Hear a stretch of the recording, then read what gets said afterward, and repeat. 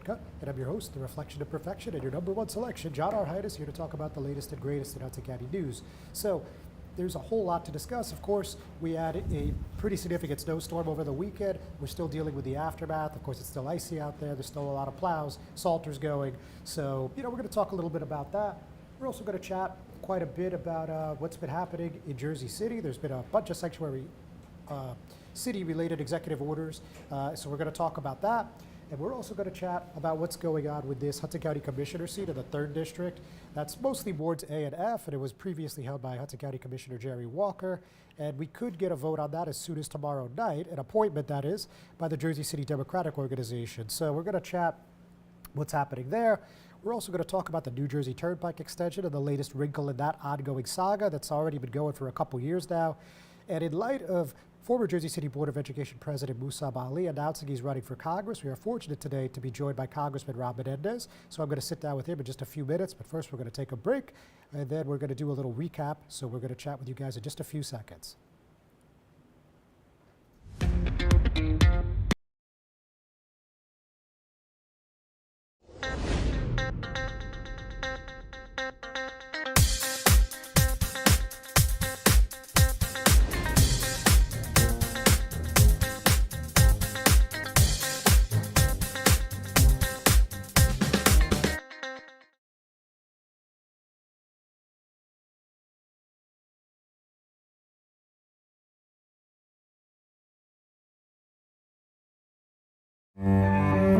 No one plans on heart disease, but everyone should have a plan for it.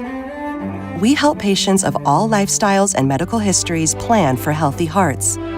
We offer convenient screenings without judgment, hundreds of preventive programs, and women's heart specialists. And we're the largest cardiac surgery program in New Jersey. Make plans for a healthy heart with RWJ Barnabas Health. Let's be healthy together. Newport, the luxury waterfront community on the Hudson River, offers a quality of life you deserve in one of our many high-rise towers. With amenities such as the on-site Newport Path, light rail, Newport Town Square, 3 playgrounds, dog run, upscale restaurants, retail giants like Kohl's, JCPenney, Macy's, and Target. Morton Williams and Acme Supermarket are just outside your front door. A health and fitness center, skating rink, and medical facilities are also on site.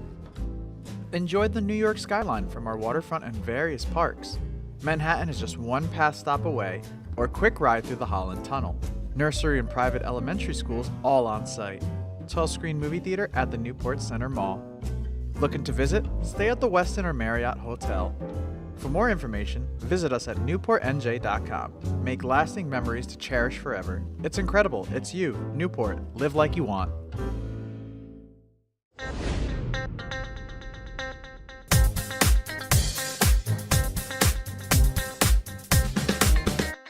Hudson County View live and uncut, John R. Heinis. Before I get into the usual government and political shenanigans, if you will, I would be remiss if I didn't sadly report about what happened at College Towers in Jersey City last night. There was a fatal fire. It was on the 5th floor of the building, and an elderly woman that's reported by Pix 11 to be 87 years old fortunately passed away in the blaze. And then we also had 5 adults and 2 children displaced. They're being helped out by the American Red Cross. Not really too much else to say at the moment. The investigations with the Hudson County Prosecutor's Office. The fire began around 8:54 and it was under control at approximately 11 o'clock p.m., of course. And not really too much else to say at the moment. I mean, again, we're still waiting on the HCPO. That we did hear from Mayor James Solomon, and he said a bit in a statement that includes, "My heart and condolences go out to the family of the victim of tonight's fire. No words can ease the pain of this loss, but I know that all of Jersey City grieves with them. I deeply appreciate the hard work of the Jersey City Fire Department tonight in quickly responding to the call and assisting everyone who was impacted. The city is working with everyone displaced by the fire to get them into a warm hotel until they are able to return home." So that's about all I could share now. We're going to see if there's an update before the end of the day. And on a less serious note, we do have a lot of feedback about what's going on with Jersey City, Hoboken, and the surrounding community with, again, this big snowstorm. This is the most snow in about a decade. In most areas in Hudson, we had over a foot. And that varied a bit in Jersey City. We had reported tallies anywhere from 7 to 15 inches, depending on which of the 6 wards that you live in. And, a lot of people were not happy with the snow removal on social media. I can tell you personally, I had to dig my car out like 3 times. So, the ice and the snow out there is definitely serious. With that all in mind, we heard during yesterday's Jersey City Council caucus, we heard some council members discussing what was going on with the cleanup and what could be done better, and just, seeking basic clarity on what happened there. So the meeting began just about 5 minutes in with Council President Denise Ridley calling up Department of Public Works Director Greg Kears.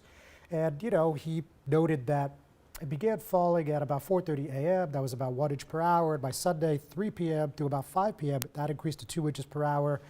And I think something notable is he said the city between December 29th and January 21st, they had 4,900 tons of salt ordered, of course rock salt, from Morton Salt, and only 650 were received before the storm hit. And, obviously that was important because they needed assistance from the county, the state, and the Port Authority, and that led to probably the situation being less than stellar. And, Mayor James Solomon said his administration will release an after-action report to highlight what worked and what didn't. And I think that kind of sums up what happened there. And then a fairly quick note out of the Mile Square City. Former Hoboken Business Administrator Caleb Stratton is leaving on February 15th. He's taking a job as the Borough Administrator at Atlantic Highlands, so quite a ways from Hudson County. But Mayor Emily Jabor had a lot of good things to say about him. In short, Caleb Stratton has been an extraordinary public servant and leader for the city of Hoboken. Through moments of crisis and times of progress, Caleb led with integrity, vision, and an unwavering commitment to the residents we serve. So we got a whole lot more, folks, but when I come back, we're going to be sitting down with United States Representative Rob Menendez. So stick with us. We'll be right back with you.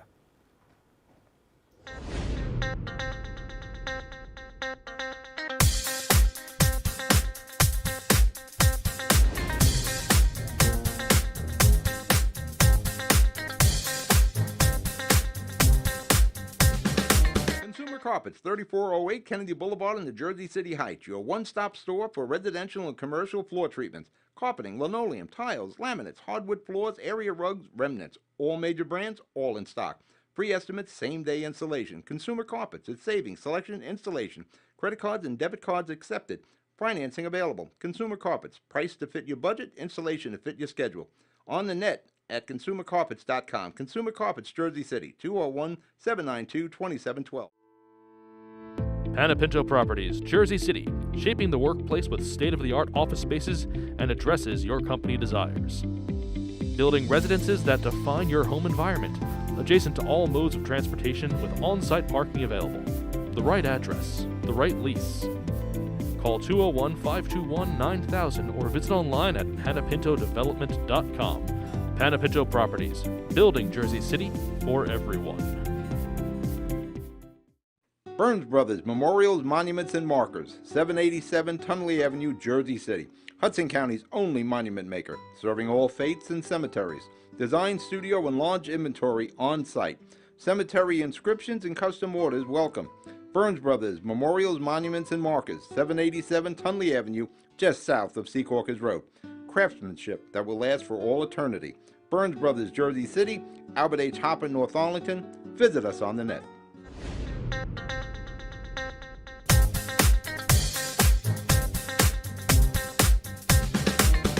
Hudson County View live and uncut. John R. Heinis, and as I mentioned a few moments ago, I am fortunate to have my guest be Congressman Rob Menendez, my congressman, and of course the representative of the 8th District. Rob, good to see you. Great to be with you. So, look, there's no shortage of topic. There's so much going on in D.C. and on the home front. But, of course, the one that's most relevant to you is yesterday, former Jersey City Board of Education President Musab Ali announced he's going to be running, something that at least folks like me and you have been anticipating for weeks, if not months. So tell me what you think about the rollout and what you think about this contested primary for you, just like you had last time. Listen, we're always ready to go. We're always ready to run on our track record. We did it in 2024 in a difficult environment, and we won by 15. Every day we show up and we do the work. In these especially difficult times, right? We've been on the front lines of every major fight. We've met the moment, whether it's from Delaney Hall to Minneapolis, we've been there. We've been engaged in the work, meeting the moment, pushing back against the Trump administration, while also delivering for our district, bringing record amount of investments back to the district, millions of dollars directly back to constituents, and solving constituent issues every single day. We've assembled a great team. That team provides a government service, and we're always going to run on our track record and show that we are a leader for this community. We are a representative for this community, and every day we fight for their interest. All right, of course you mentioned 24, and that was a very memorable race for people like myself. And I got to tell you, that debate between you and then Mayor Bala was probably my favorite of all time to moderate. But with that said, the point is that now we've actually heard from Musab Ali, and he said that he's not going to do gutter politics. It's going to be about policy differences. And if you've seen his texts and emails that already went out, he said, you know, I'm the only real progressive in the race. I support Medicare for all, and he listed a couple other things. So what do you think about that as being the first, I guess, shot across the bow? So listen, I think Musab will say anything to be an elected official, right? He's talking about my policy and the differences. He's lying about that. You know, we've been a progressive leader for this community. That's why we're endorsed by Bonnie Watson-Coleman, LaMonica McIver, Senator Kim, across the board. We've developed a great coalition. He also says he's not going to do gutter politics. He's not going to talk about my father. He has every right to if he wants to, but he's telling people he's not going to, and then in his intro video, that's obviously a part of it. So we know that Musab really wants to be in elective office. He started talking about running for this office just days after he came in 4th place in the Jersey City mayoral race. We know that in November he moved into his parents' home so he could run from the 8th Congressional District because he had previously not lived here. We know that he will say anything to get elected. The great thing is we have our track record of delivering. We have our track record of standing up for the place I've always called home that I'm raising my family in. So I have no doubt that at the end of the day, as I said in 2024, and I'll say again, is I trust our voters to see through the noise and to look for someone that actually delivers for them. That's what we've done every single day, and it's an honor to do so. We look forward to continuing to do so for 2 more years. All right. And other than that, I mean, I guess just what do you think, besides the obvious, you know, federal trial in the background last time, how do you think this compares to 24 in terms of just the primary, like, dynamic? We have even a greater track record to run on, and standing up to the Trump administration, standing up for our communities, fighting for the soul of our nation every single day. You know, we went to Minneapolis just over a week ago, right? Saw what was happening there. Every day here, from 2 weeks after the president was inaugurated and the first mass raid in Newark, we were there. Delaney Hall with my 2 incredible colleagues, we were there. Elizabeth Detention Center, we've been there. We've been throughout the communities, informing people of their rights, ensuring that people are trained to live in this environment, fighting the fights in Washington, D.C., calling out Republicans on the House floor, doing everything we can locally, in D.C., nationally to meet this moment. I would say our record in the last 13 months builds off of the record that we ran on. I'm incredibly proud of it. I'm incredibly focused on delivering for the people who I've always called my neighbors, and I look forward to continuing to do it because there's a lot of challenges that we have coming on, and you need someone who's never going to back down from those fights. All right, so obviously something that you've been spearheading a lot of initiatives on is what's going on with ICE. Mm-hmm. Obviously your district, whether it's Elizabeth or Newark or North Hudson or Jersey City or to a lesser extent maybe Jersey City and Bayonne, the point is a lot of immigrants in this district, and you know, you've taken initiatives to try to push back against ICE to, you know, take back some of their funding, and now there's talk about maybe Kristi Noem getting impeached. So, like, could you just tell us a little bit about what's going on there and where you think it's going to end up? Yeah, so we were on the articles to impeach Kristi Noem before what happened, the second killing in Minnesota. She's not fit to serve in office. This is the type of person that shoots their dog, right? Like, they should not be in a position of power. She should have never been in this position. She should not be there today. Trump should remove her to just get it done, but if he refuses to do so, we're going to continue to push for articles of impeachment as we have. With respect to all the number of horribles that we're seeing, it is clear that ICE is not fixable. We've been saying this for weeks. The Republicans have empowered them. The Trump administration has let them go and operate as a paramilitary force. It is not fixable. It needs to be torn down. We need to rethink how we enforce our immigration laws here in this country, but ICE will not be the answer going forward. With respect to what you've seen at Delaney Hall, they're trying to do now in Roxbury, open up a commercial warehouse, right? Before the second Trump administration, during the Biden administration, we were calling for the closure of privately run detention centers, right? You should not have for-profit entities that are tasked with caring for our neighbors. As you know, the overwhelming majority of people in ICE detention have no criminal record. A very small percentage have any violent criminal record, right? So you're talking about people being pulled from Bergenline Avenue, pulled from Central Ave, right? Being pulled from their families who are being taken to these detention centers. They should not exist. They should not have the opportunity or ability to operate. These are things that we've been consistent on and a leader on. Thank you, Congressman. Don't go anywhere. Folks, don't go anywhere. We're just going to take a quick break. We'll be right back.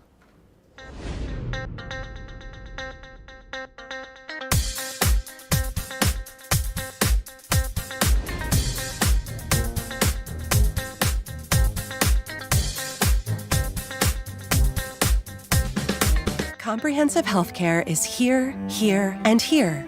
RWJ Barnabas Health is healing, enhancing, and investing in Hudson County with its 2 newest locations, Hoboken and Exchange Place. Within walking distance or accessible by mass transit, our locations combine convenience with primary and specialty care, including cardiology, women's health, orthopedics, cancer care, and more.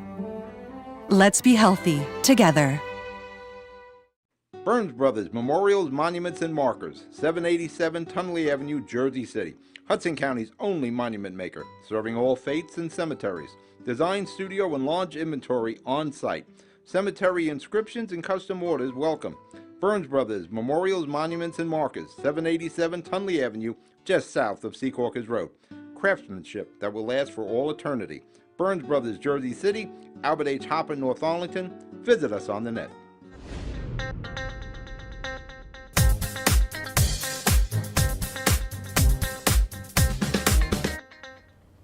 Hudson County View Live at Uncut. Still John R. Heinis, still here with Congressman Rob Menendez of the 8th District here in New Jersey. So, Rob, of course, we could talk about ICE for probably days, but there's one issue, and I'm sure you're getting a lot of this from your constituents, where there's a family, the Portillo family in West New York. The father was picked up the day after Christmas. They've had very little contact with him, and through a GoFundMe page, they said that counsel has told the family, you know, we have limited contact, and he's probably going to be detained for 2 to 3 months. At one point, it appears that it was unclear where he was even at. So when you get these kind of calls, these kind of emails and messages to your office, like what could you really do when you're dealing with these detainments that are pretty ambiguous? So I appreciate you asking, because it's important for the people to know. One is, please just reach out to our office. Anytime that there's any question that people have, especially with respect to immigration, reach out to us. We have an incredible team that works on these issues daily. So one is, we can help families and lawyers identify where the individual is. What this administration is doing is trying to create chaos and moving people quickly. So while they may be apprehended here in the district, moved to either Delaney Hall or Elizabeth Detention Center, they try to move them quickly out so it's harder for them to track. And so we can help and work with ICE and DHS to locate the individual, figure out what the plan is for that individual, and make the case for them not to be moved. Because that's step one in how you sort of undo the damage, is you ensure that the people have the rights, have access to their family, access to counsel. That's something that our office works on regularly. Also, something that's really important for people to know, if they are currently going through the immigration process and they are at a standstill, they should also reach out to our office. One of the ways we can keep people safe is helping them get through the immigration process as quickly as possible so they have legal status here. That being said, we know that with this administration, no one is safe in Trump's America. We've seen U.S. citizens detained. We've seen U.S. citizens murdered in broad daylight, right? And that's why we have to do big work at the national level. But every single day, we have an incredible team that can work with any family that's impacted by Trump's immigration enforcement. Please reach out to us. We are here to serve you. Our folks speak multiple languages. And by the way, this is an important thing, because I know when people see what the administration is doing, they think that's the federal government. Our role, as you know, is to serve the people who call the district home. We do that every single day. They should not fear reaching out to us. And if they feel unsafe coming into our office, there are ways that we can go out into the community, into spaces that they feel safe, like libraries, community centers, et cetera. Sure. Yeah, I mean, obviously, you know, the Trump White House, obviously that's the executive branch, and you guys would be at the legislative branch. So anyway, another thing close to home, maybe not as personal, but still important, is the Gateway Tunnel, or some people call the Hudson Tunnel. We just saw a report from Politico right around this time yesterday that said the funding from the federal government's going to get pulled, and this is a multi-billion-dollar contract. It got stalled, not just stalled, canceled in 2009 when it was back at the ARC Tunnel. So where do you think we're going to end up on this thing? Is there any hope? There is absolutely hope. This is the most critically important infrastructure project in the country. Look at what happened and the chronology of what happened. When the government was shut down a couple months ago, the leader in the Senate, Chuck Schumer from New York, the leader in the House, Hakeem Jeffries from New York. Day one of the shutdown, right, the DOT issues this letter to Gateway that they're going to stop funding until there's compliance with a DEI executive order, right? They're making up issues to stop funding. Where are they stopping funding on? The most important infrastructure project in the country. It's employing thousands of people. It will generate billions of dollars for our economy, and it's critically important because Hurricane Sandy caused so much damage to the existing tubes that we need to build new tubes so we have redundancy, can fix the existing tubes. This is a monumentally important project. The president is playing games with it. It is wild that the Republicans in New York and New Jersey aren't speaking out against it, right? You talk to Tom Kaine, he'll say it's one of the most important projects, silent, right? Just assuming this is going to all work out. The president is jeopardizing good paying union jobs. He's jeopardizing the future of our region, jeopardizing our regional and national economy to have political leverage over the Democratic Party. All right, and now obviously this race, I'm sure there's going to be a lot of talk about who your donors have been and what your voting record is, as with anyone who runs for any office. So, in that sense, when you're looking at any funding that went towards any sort of foreign wars or anything for the Department of Homeland Security, and as well as I guess any like sort of PAC corporate donations. I mean, what do you think when thinking about what this campaign is going to look like for the next 4+ months? So listen, I know he's going to throw everything against the wall to try to make something stick, right? But you go back and you look at our record, right? The service that we're providing to our constituents, right? We are in the streets of every community helping the people that needs government to work for them, right? Our office, if you knew the people that our office serves, you would say he is truly serving our community and the people that really need government to work for it, right? So Musab's going to try to make a case about how this impacts all look at my voting record, right? I'm one of the most progressive members of Congress, right? I've been on the right side of so many issues. When there's a battle with reconciliation to save Medicaid from being cut $1 trillion, I was there. On Planned Parenthood, I was there. On Head Start, I was there. All of these issues, I've been there. I'm on some of the most progressive housing legislation that Congress has contemplated, right? On any number of issues, I've been there, and it's always been about putting the people first. I don't think people look at my track record and say, he's not serving the community. I've been on the front lines of every single battle. I always will be, because this is such a privilege to do, to represent the place I've called home, that I'm raising my kids. Like, I care about my neighbors. I've put it on the line. Right, at personal expense, right? Like having legal action threatened by HABA, right? And you're seeing what's going on with Congresswoman McIver.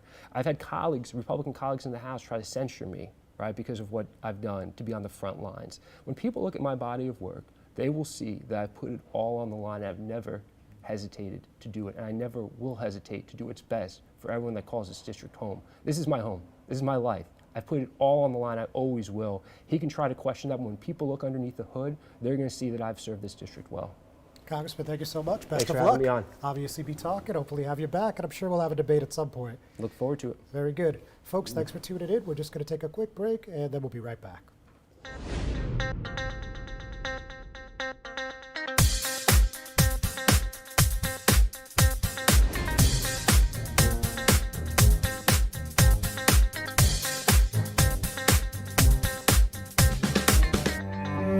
No one plans on heart disease, but everyone should have a plan for it. We help patients of all lifestyles and medical histories plan for healthy hearts. We offer convenient screenings without judgment, hundreds of preventive programs, and women's heart specialists. And we're the largest cardiac surgery program in New Jersey. Make plans for a healthy heart with RWJ Barnabas Health. Let's be healthy together. Newport, the luxury waterfront community on the Hudson River, offers a quality of life you deserve in one of our many high-rise towers. With amenities such as the on-site Newport Path, light rail, Newport Town Square, 3 playgrounds, dog run, upscale restaurants, retail giants like Kohl's, JCPenney, Macy's, and Target. Morton Williams and Acme Supermarket are just outside your front door. A health and fitness center, skating rink, and medical facilities are also on site. Enjoy the New York skyline from our waterfront and various parks. Manhattan is just one pass stop away, or a quick ride through the Holland Tunnel. Nursery and private elementary schools all on site. 12-screen movie theater at the Newport Center Mall. Looking to visit? Stay at the Westin or Marriott Hotel. For more information, visit us at newportnj.com. Make lasting memories to cherish forever. It's incredible. It's you, Newport. Live like you want.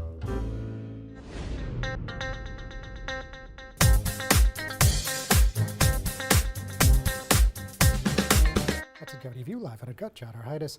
So still some important stories to discuss before we let you guys go. So important to mention, the New Jersey Turnpike Authority Board of Commissioners unanimously approved a memorandum of understanding with the city of Bayonne, and that's to begin a $6 billion, with a B, Newark Bay Bridge project, part of the larger Turnpike widening effort, which is about $10.7 billion. That was yesterday's meeting, and nearly unanimous commentary against it. There were two people that were working on the project, that were representing two organizations working on the project, I guess would be a better way to say it, who said that they would like to see this move forward. But other than that, members of the public, elected officials, in lockstep against it, and it was still a unanimous vote. Nobody explained their vote.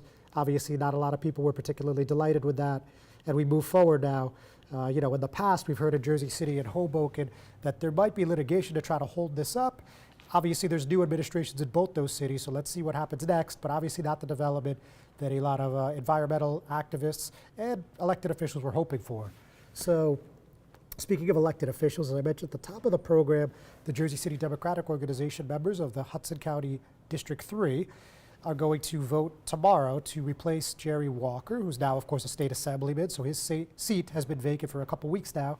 And, basically Celeste Williams is the leading candidate right now, as we first reported. She's the founder and CEO of a Jersey City nonprofit called Caring Capable Hands. The reason I'm talking about this today is actually the vote was supposed to be Monday evening, but due to the snow and all the state of emergencies and the road issues, they decided to wait till things clear up a little bit. So that's what's going on there. And she could get sworn in as soon as the February 10th caucus. Whoever it's going to be could get sworn in as early as then. So we're going to keep an eye on it, as we've been doing. That talking a little bit about what's going on at Jersey City City Hall, there's two things, and actually this is particularly relevant given the conversation we just had with the congressman. He was at the press conference on Friday where Mayor Solomon announced that he's signing an executive order to strengthen the city's sanctuary city protections. You remember there was an order first signed by our now former mayor, Stephen Fulop, in 2017, and this did three things to try to actually improve on what happened there. So what he's talking about is all municipal employees will receive standardized training on dealing with ICE and federal authorities, that public property, or I should say city property, won't be allowed to be used in the detainment of any immigrants, as well as that they are not going to allow they're going to order calls for community partnerships for Know Your Rights outreach and legal support. And finally, before we go, there's a new Jersey City Finance Director pending a vote by the City Council tonight. His name is Bill Vaquira, and for those of you that aren't familiar, he used to be the NJ Transit CFO and Treasurer, as well as the Gateway Development Commission Senior Advisor. So with that, folks, we're going to call it a week. Thanks so much for tuning in. Check us out next week where we get to hear from Musab Ali, who, as you just heard at length, is running against Congressman Menendez. So looking forward to that one. I hope you are too. We'll see you then.